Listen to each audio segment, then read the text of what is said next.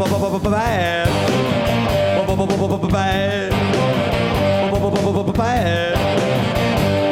to the bone. I've always found it interesting that guys like George Thorogood could stutter on a song, bad to the bone, and that's perfectly acceptable. But when someone like me does the same thing on a speech, it's like, oh my God, he stutters. That's one reason I haven't tried to cure it, man. Who knows? I may become famous. Maybe more. I should stutter more. Hello, everyone. This is Charles Folkard on February the 5th, 2017. Welcome, everyone. I've got something here I want to show you, and it's going to kind of reinforce what I've been saying for a long time, that President Trump is just going to be same, but different. Very little is going to change. A lot of people don't understand is that in politics, you've got to read the people. You've got to read those who are going to vote and those that you're going to control. And you've got to be able to read what they're thinking and their emotions and their anger and their angst. And then you got to tell them what they want to hear. And then after you get elected, you can go and do whatever it is you're going to do because people are going to go back to sleep. Today's, I think, is Super Bowl day. I mean, it's hard to miss it. I'm pretty sure it is. And so that's what people are concerned about. The majority of the people in America are concerned about is the Super Bowl and their favorite team and how much money they're going to win or lose. And really that's all people care about. They only care about the things that really affect them. And so as long as the politicians can keep the pot from boiling over, they know that things are going to be all right. And I'm going to show you a mime that I made before we go any further here. No, I'm not going to spend a lot of time here, but basically Trump is the pressure relief valve. The powers that be have let the pressure out. The Caucasian Israelites were angry. They were frustrated. They were getting to the end of their rope. They were gonna explode. And the powers that be could see that. They could read it. They understood. So they knew they had to do something. So Trump gets in. And we're going to watch a few minutes of his speech he gave when he was sworn in.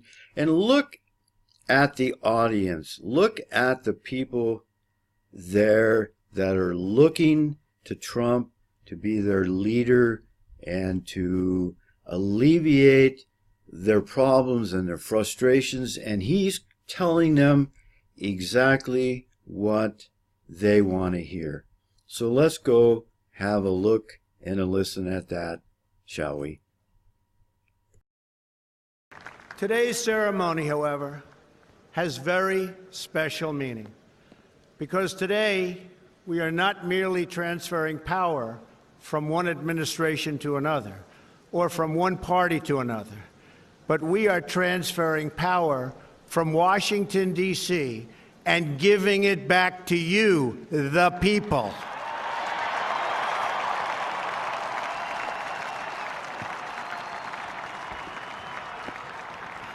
For too long, a small group in our nation's capital has reaped the rewards of government while the people have borne the cost. Washington flourished, but the people did not share in its wealth. Politicians prospered, but the jobs left and the factories closed. The establishment protected itself, but not the citizens of our country. Their victories have not been your victories. Their triumphs have not been your triumphs. And while they celebrated in our nation's capital, there was little to celebrate for struggling families all across our land.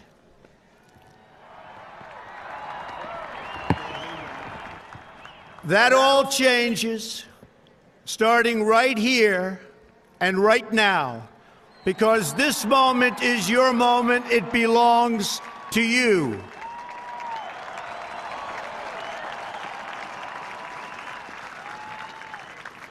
It belongs to everyone gathered here today and everyone watching all across America. This is your day. This is your celebration. And this, the United States of America, is your country.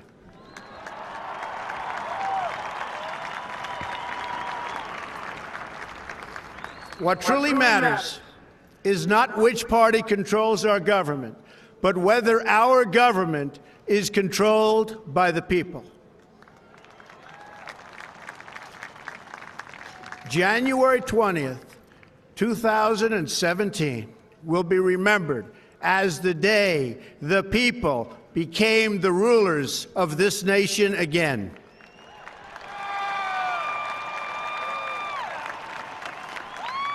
The forgotten men and women of our country will be forgotten no longer.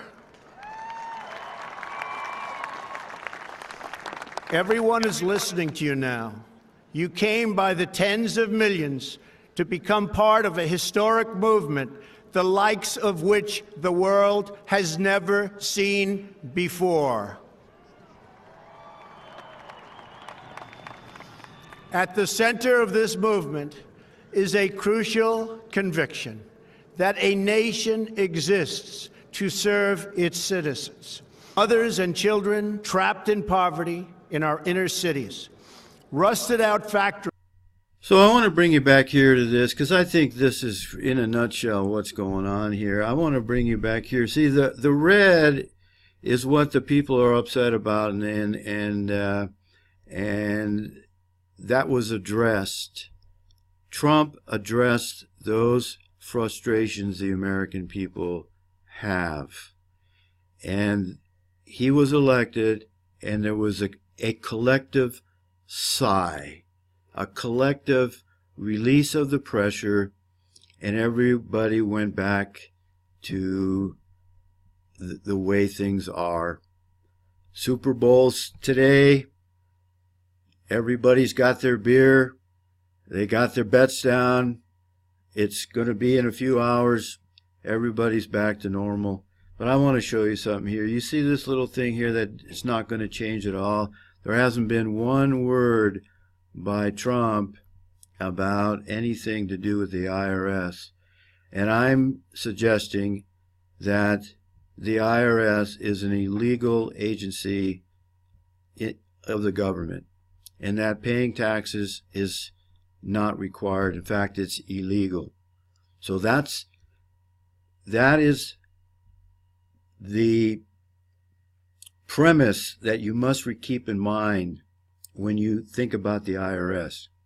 The whole agency, the whole idea of the federal government collecting and imposing a tax, an individual income tax on your labor, on your time, and on your efforts, is anathema to the Constitution and your right to be free. And most people ignore that, and they just assume that the government has the right to tax your time and your labor, when that is nothing could be further from the truth. You're a slave to the federal government or to the state government if they can tax your income. And I'm not going to try to convince you. I'm not going to try to prove it to you. That's a fact. Go search it out for yourself. I already have. I've been looking at this issue my entire life since I was in college. So I'm not here to convince you, but I wanted to show you something that I think you should be concerned about, but 99.9% of the people won't even care. It'll just go right over their heads, and it'll get passed. It's already passed. It's already law. So let's go have a look at that, shall we? Now, a lot of people, a lot of Americans don't travel outside the country. The United States is so big, and they just, they're happy to go to Hawaii. So they don't have a passport. This is my third passport. And I'm not bragging, but I like to travel, and I've done quite a bit of traveling. So when I see this, IRS plans to revoke Americans' passports for unpaid taxes, federal income taxes, it catches my attention. And I'm not going to read this. I'll put a link below this video. But basically what they're saying, if the total tax that the IRS says you owe them comes to $50,000, including interest and penalties, they're going to contact the State Department, and they're going to suggest, or they're going to tell the State Department to revoke your passport. So you're not going to be able to travel outside the country.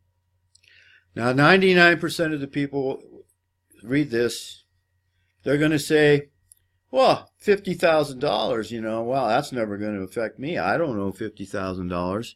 And anybody that owes $50,000, maybe their passport should be revoked because I'm paying my fair share. They should pay their fair share. And you missed the whole point. The federal tax is illegal to begin with. So you shouldn't be paying any tax. You and no one else should be paying an income tax as an individual. As a corporation, absolutely, but not as an individual. And I've already gone into that. And see, and this is how they do it, folks. They start out with $50,000. They start with an amount that most people are not going to object to, or very few people are going to object to. And then, I guarantee you, I will put all the rest of my shekels, and I don't have very many shekels, and I'll put them down, that within a very short period of time, they're going to drop it from 50,000 to maybe even half. It's going to be 25,000. And then they're going to go from, not only is it a tax that you owe, but you didn't file tax returns. If you don't file a tax return, which is voluntary to begin with, it's not required, they can revoke your passport. So not only are you a slave, but you're a slave that can't leave the country. And they're putting up a wall on the border between Mexico and the United States. So you're not even going to be able to leave the country if you want to go south. All right, folks? That's what's happening here. And I wanted to comment on this, and then I'm gonna let you go. I took some notes. You know, people, we need to realize that we're nothing but slaves. We're nothing but slaves to the people who control our country. Trump said that we need to give the power back to the people. He told people that were there and that were listening exactly what they wanted to hear. Government has reaped rewards of government while the people have borne the cost. Politicians prospered and the establishment protected themselves. They celebrated while struggling families carried the burden. And he said that all changes right here and right now. Oh, he knows how to give a good speech. He practices. He was on television all those years. He knows how to give a good speech. And folks, he was doing what they call blowing smoke up your posterior. And you believed it. The majority of the American people believed it. Go back and watch the speech again and the look of the faces on the people. He was telling them exactly what they wanted to hear. So he's just telling the people what they wanted to hear. I'm on the record. I got 8 videos for Trump, and I got 9 videos here, same but different. And I'm on the record, and I have no problem with people using not using their real name. Hey, I get it. You got a job, and you got, family members, whatever. I get it. But I don't have that. I don't have to use pseudonym. I'm using my real name. People know who I am, and I'm on the record. And I think I'm going to be borne out to be correct. From this point, I want to thank you for watching. Thank you for, subscribing, sharing, liking, and all that. Embrace the love of the truth, because that is what's going to keep you from being deceived. And may the grace of God, our Father, the Creator of the heavens and the earth, may His grace be with us all, for we certainly need it. See ya.